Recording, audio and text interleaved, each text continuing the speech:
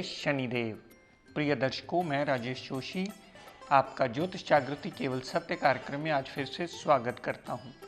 प्रिय दर्शकों, जैसा कि आप जानते हैं कि आजकल हमारी चर्चा का विषय चल रहा है त्रिक भावों को लेकर, और मैं हर रोज़ कोशिश मेरी रहती है कि ये जानकारी आपको देता चला जाऊं और आपको ये पक्की तरह दिमाग में बैठ जाए कि त्रिक भाव खराब हो सकते हैं, लेकिन हर जगह त्रिक भावों के स्वामी यानी 6, 8, 12 भाव खराब हो सकते हैं, लेकिन 6, 8 और 12 भावों के स्वामी हमेशा खराब हों ये कुंडली में ज़रूरी नहीं होता। ये कुंडली में ग्रह की प्लेसमेंट कहाँ पड़ी है, इस बात को देखकर इस चीज़ का निर्णय किया जाता है कि अगर ग्रह त्रिक भाव का स्वामी है तो भी वो अपनी दशा अंतरदशा में अपनी क्षमता के मुताबिक आपको कितना रिजल्ट देने वाला है। हो सकता है यही त्रिक भावों का स्वामी 6, 8, 12 में ही पड़ा होकर विपरीत राजयोग की स्थिति बनाकर अच्छे फल देने में सक्षम हो सकता है यही त्रिक भाव का स्वामी अगर खराब जगह पड़ा होगा या नीच अवस्था में बलहीन 0 डिग्री 29 डिग्री कहीं भी पड़ा हो तो अपनी दशा अंतरदशा में आपको मृत्यु तुल्य कष्ट भी दे सकता है। प्रिय दर्शकों, कल तक हमने बात की थी सिंह लगन की कुंडली के बारे में, जिसमें मैंने आपको विस्तृत रूप से जानकारी देते हुए बताया था कि उसमें बृहस्पति देवता एक योग कारक ग्रह बनता है जो कि पंचमेश भी है, और शनिदेव और चंद्रमा देवता अति मारक ग्रह बनते हैं सिंह लगन की कुंडली में। आज प्रिय दर्शकों, इसी श्रृंखला को आगे कंटिन्यू करता हुआ बात करते हैं कन्या लगन की कुंडली। कन्या लगन की ये इसलिए बनी क्योंकि लगन में ही 6 नंबर लिखा है। 6 नंबर कन्या राशि मानी जाती है, यानी विर्गो राशि मानी जाती है। विर्गो के स्वामी ग्रह बनते हैं बुध देवता। बुध देवता ने प्रिय दर्शकों मंगल देव को क्या दिया? बुध देव ने मंगल देव को तीसरे भाव का स्वामी बनाया। तीसरा भाव मेहनत का, पराक्रम का, छोटी मोटी यात्राओं का, छोटे भाई बहन का, आपके बाहुबल का, आपका स्ट्रेंथ देखी जाती है, वो तीसरे भाव से देखी जाती है। मंगल देवता को साथ में अष्टमेश बनाया, यानी 8वें भाव का स्वामी। मृत्यु, obstacles, tension, depression, anxiety, house of permanent loss, secret knowledges, ससुराल पक्ष, इन सब चीज़ों का स्वामी बने मंगल देवता। और प्रिय दर्शकों, मंगल देवता और बुध देवता में आपस में अति शत्रुता है, जिसकी वजह से इस लगन कुंडली में मंगल देवता एक मारक ग्रह बनते हैं। मारक ग्रह की डेफिनेशन आप हमेशा के लिए याद रखिए प्रिय दर्शकों, जहां बैठना, जहां देखना, जहां जाना, उस घर का नुकसान करते चले जाना। और योग कारक ग्रह की डेफिनेशन समझ लीजिए, जहां बैठना, जहां देखना, जहां जाना, उस घर की वृद्धि कर देना। इसीलिए अगर योग कारक ग्रह 6, 8, 12 में चला जाता है या नीच अवस्था में आ जाता है तो उसकी नीचता में वृद्धि हो जाती है, उस हाउस की नीचता के रिजल्ट वो देने लगता है। अगर 6, 8, 12 में विराजमान हो जाए योग कारक ग्रह तो 6, 8, 12 के ही अशुभता के रिजल्ट वो देने लगता है, क्योंकि उस भाव की वृद्धि करना उसका स्वभाव माना जाता है। तो इस लगन कुंडली में सबसे पहले मंगल देवता, जो कि कुंडली के तृतीयेश हैं और अष्टमेश हैं, और लग्नेश बुध देवता के बिटर एनिमी यानी कट्टर शत्रु हैं, जिसकी वजह से मंगल देव इस लगन कुंडली में एक मारक ग्रह बने। प्रिय दर्शकों, मंगल देवता के बाद आगे बात करते हैं शनिदेव की, जो कि इस कुंडली के षष्ठेश हैं। छठा भाव रोग, ऋण, कर्जा, दुर्घटना, मुकदमा, court case, litigation, house of competition का माना जाता है। छठा भाव हमारी नौकरी का माना जाता है। छठे भाव से हम लिटिगेशन, लड़ाई झगड़ा भी देखते हैं, हम इन्हीं लंबी चलने वाली बीमारियां भी देखते हैं। लेकिन प्रिय दर्शकों, छठे भाव के साथ साथ शनिदेव को कुंडली में पंचम भाव भी मिला। शनिदेव की मूल त्रिकोण राशि त्रिक भाव में आ गई, यानी छठे भाव में आ गई। लेकिन शनिदेव की साधारण राशि कुंडली के मूल त्रिकोण भाव में आ गई, यानी 10 नंबर कैप्रिकॉन राशि, मकर राशि कुंडली के पंचम भाव में आ गई, जिसकी वजह से शनिदेव इस कुंडली में एक योग कारक ग्रह बने। पंचम भाव आपकी संतान का, लव रोमांस का, अनसर्टेन गेन्स का। पंचम भाव आपके स्टमक का, आपके माइंड, मेमोरी, विल पावर का। पंचम भाव आपकी इनर स्ट्रेंथ का भी माना जाता है, आपकी गृहस्थी का भी माना जाता है। दर्शकों, पंचमेश भी शनिदेव बने और षष्ठेश भी शनिदेव बने, यानी पंचम भाव के स्वामी भी शनिदेव बने, छठे भाव के स्वामी भी शनिदेव बने।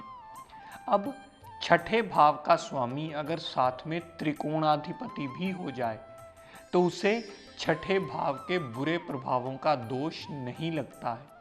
अगर शनिदेव कुंडली में कहीं भी त्रिकोण या केंद्र में अच्छे भाव में पड़े होंगे तो अपनी दशा अंतरदशा में सदैव आपके लिए शुभ फलकारी ही होंगे, क्योंकि शनिदेव इस लगन कुंडली में योग कारक ग्रह बने हैं, उन्हें छठे भाव का दोष नहीं लगता है। ये बात कुंडली के विवेचन करते समय हमेशा ख्याल रखिएगा। अगर इसको नहीं समझ पाएंगे तो कभी भी कुंडली का सटीक विवेचन आप कर ही नहीं पाएंगे। बहुत सारे लोगों को ये गलत फहमी रहती है, कृपया इस बात को ध्यान से नोट कर लिया जाए। वो हमेशा इस बात की गलत फहमी में जीते हैं कि ग्रह सिर्फ अपने मूल त्रिकोण भाव के ही फल देता है या अपनी मूल त्रिकोण राशि के फल देता है। अगर शनिदेव की मूल त्रिकोण राशि छठे में आ गई तो सदैव शनिदेव छठे भाव के ही फल देंगे, लेकिन वो ये भूल जाते हैं कैलकुलेट करना कि छठे भाव के साथ साथ कुंडली के मूल त्रिकोण भाव की जो पंचम भाव है उसकी भी पूर्णता उतनी ही इम्पोर्टेंस मानी जाती है।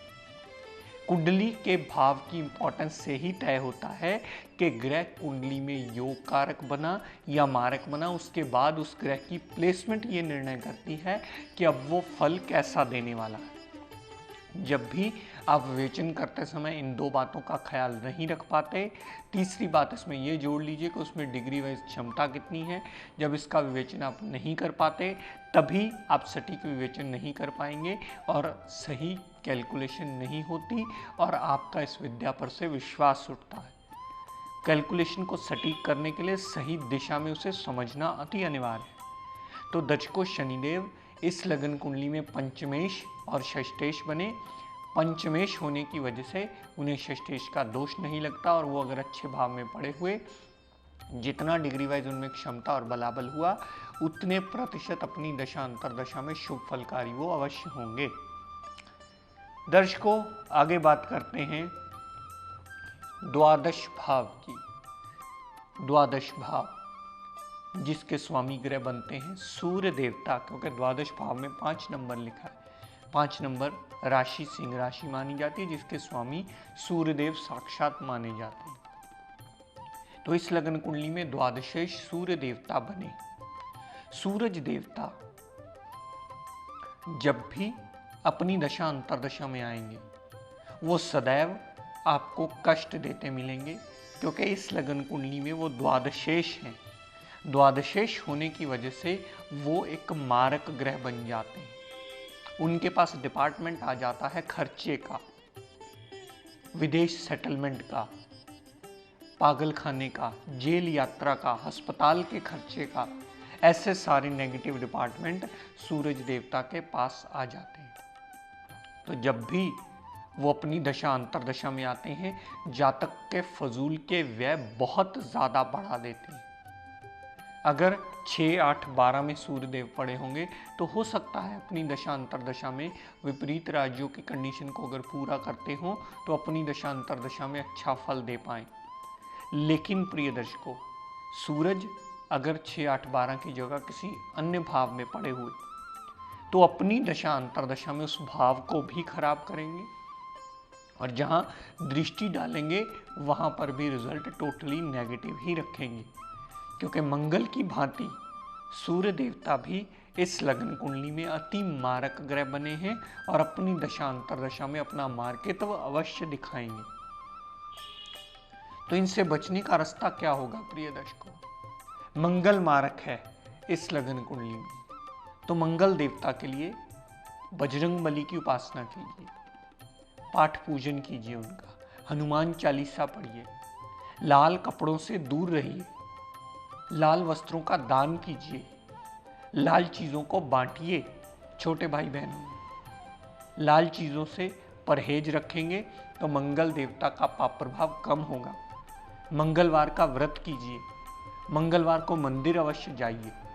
मंगलवार को मंदिर जाना मंगल देवता के पाप प्रभाव को कम करने में बहुत ज़्यादा मेजर रोल प्ले करेगा। मंगल देवता से बचना हो तो पाठ पूजन, हवन, यज्ञ, सिमरन, व्रत, आरती, इन सब चीज़ों का सहारा लीजिए ताकि आपकी जो कष्टकारी दशा है वो आपको रिलीफ देने का रास्ता दे पाए। इसी तरह प्रिय दर्शकों, अगर सूर्य देव जो कुंडली के द्वादशेष हैं, अगर उसकी दशा अंतरदशा आ जाए तो भी सूरज को जल दे सकते हैं। पिता या पिता तुल्य व्यक्ति से रिलेशंस को मधुर करके उनका डेली का लिया हुआ आशीर्वाद आपको सूरज के पाप प्रभाव से बचने का बहुत बड़ा रास्ता देगा और वो आशीर्वाद आपके रक्षा कवच के समान काम करेगा। मैं पहले भी आपको ये बात विस्तृत रूप से बताता आया हूँ प्रिय दर्शकों, 6, 8, 12 भाव खराब हो सकते हैं, लेकिन ज़रूरी नहीं कि 6, 8, 12 भावों का स्वामी भी हर जगह खराब ही मिले। अगर वो साथ में त्रिकोणाधिपति हो गया तो अपनी दशा अंतरदशा में अगर अच्छी जगह प्लेस्ड होगा तो अपनी क्षमता के मुताबिक आपको रिजल्ट अवश्य देगा। ये बात आपको समझनी होगी दर्शकों कि ग्रह वही होता है, लेकिन उसकी प्लेसमेंट हमें ये निर्णय करके बताती है कि वो कितना अच्छा या कितना बुरा फल देने वाला है। ग्रह की योग कारकता लगन कुंडली को देखकर डिसाइड नहीं होती। ग्रह की योग कारकता उसकी प्लेसमेंट को देखकर डिसाइड होती है। ग्रह की योग कारकता उसके डिग्री वाइज क्षमता और बलाबल को देखकर डिसाइड होती है। ग्रह हमेशा योग कारक है तो वो अच्छा फल देगा, ये भी जरूरी नहीं। ग्रह मारक है तो सदैव मार्कित्व के रिजल्ट देगा, ये भी जरूरी नहीं। और प्रिय दर्शकों, आप में से किसी भी जातक का ये एपिसोड देखने से रह जाए तो कृपया YouTube पर जाकर डेली का हमारा एपिसोड देख सकते हैं और लाभान्वित हो सकते हैं और अपने ज्ञान का चक्षु खोल सकते हैं। बेसिक्स को इतना ज़रूर फॉलो करना सीख लीजिए, इतना समझ पाइए ताकि आपको कोई भी जो विद्वान या जिसके पास आप फेथ रख के जाते हैं वो कोई भी आपको मिसगाइड ना कर पाए। अगर आप खुद इसमें इंटरेस्ट लेने लगेंगे, बजाय आप पत्रियाँ उठा करके ज़रा सी बात पर भागने के, अगर आप उसको समझना शुरू करेंगे या कोशिश करेंगे समझने की, अगर आपको पहली दूसरी बार ये बात ना समझ में आए तो ज़रूर 2-4 बार अपने आसपास के विद्वान की जो भी आपके पास अवेलेबल हो उनकी मदद लीजिए और ये जानिए कि आपकी लगन कुंडली कौन सी है, आपके कौन से ग्रह की दशा चल रही है और वो कितना शुभ फलकारी है या अशुभ फलकारी है, उसके उपाय आपको क्या करने हैं। तो प्रिय दर्शकों, आज अपनी वाणी को यही विराम देता हुआ हम सब के लिए मंगल कामना करता हुआ शनिदेव से ये प्रार्थना करता हूँ कि हे शनिदेव हम सब पर अपनी कृपा दृष्टि दया दृष्टि सदैव बनाए रखें। जय शनिदेव। नमस्कार, मैं जितेंद्र बत्रा जोशी एस्ट्रो ज्ञान गंगा ग्रुप से पिछले 2-3 साल से ज्योतिष सीख रहा हूँ। यहाँ पर हमें बिल्कुल ज्योतिष की सही और सरल जानकारी मिल रही है। अगर आप भी ज्योतिष सीखने के इच्छुक हैं तो आप इस ग्रुप से जुड़िए, जहाँ पर हमारे गुरुदेव श्री राजेश जोशी जी हमें बहुत सही ढंग से और आसान तरीके से ज्योतिष सिखाते हैं। आप भी कृपया इस ग्रुप से जुड़ें। जय श्री।